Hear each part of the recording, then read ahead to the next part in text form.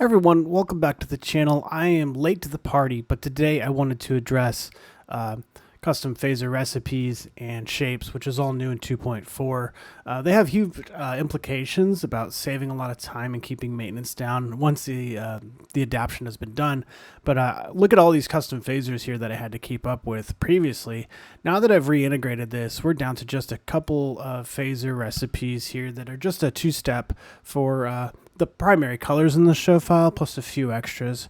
So looking at these custom phasers recipes, they're really simple. Most of them are just two steps. The primary color and release, because they're all working through a relative kind of look, so that be additive to or relative to whatever colors already happening to make a two-tone or two-step automatically, right?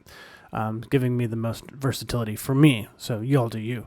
But there's a few more here that are multi-step and they're a little bit more exciting. So to note that all of these have a tag assigned to these recipe lines, and that's important because in this other playback over here, we are going to use some command line to assign the different shapes to the show. So I'm not using any custom shapes yet, but I'm just assigning the ones that would be applicable to the colors here through this command line. So you can take this and assign it to any playback or rotary knob and do a plus forward, plus minus to navigate through these really quickly. I'm using a go-to in a view for me, but gives you a lot of versatility, as you know.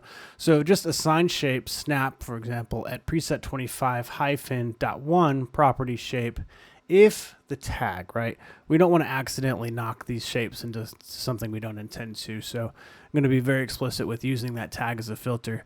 So they're just coming in here and changing all of these values right here, these shapes, to give us different forms. Right, that's playing back with this color effects group right now. And the other thing that I'm doing to adjust this is I have an entire playback that's just assigning these colors onto a playback. So that looks like this. So we're assigning these custom phasers onto, again, just this group one playback that I have, right? The versatility comes in the fact that we can just knock in all these shapes, right? So we can do ramp up, ramp down. Let's go to something that's a little bit maybe more neutral here.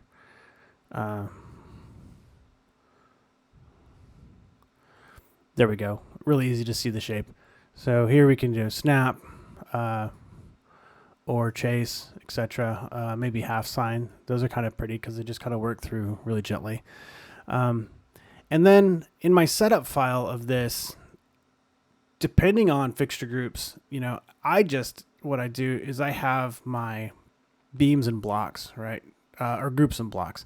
I just have a macro here that I've made that allows me to set this up and kind of as before the show happens, right? I will pick the blocks and groups that seem to make sense for different fixture types, depending on how many instances they may have.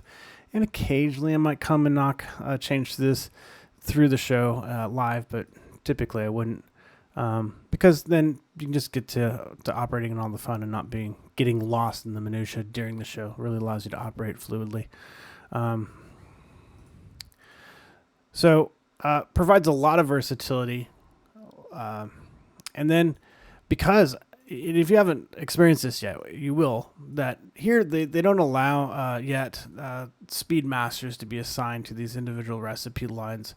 So of course, we've got to make sure that you are integrating something that allows speed rate to be adjusted for flexibility. So that'll keep up with your BPMs. So the speed BPM or color speed master is moving up and down through the show, and then to get the BPM to change these now, you must apply a speed master to your playback, right? So anyway, I know that was quick and dirty, but I hope it gives you some insight to how I'm doing it. Anyway, if you got any questions, let me know. Happy to help, and I will see you there.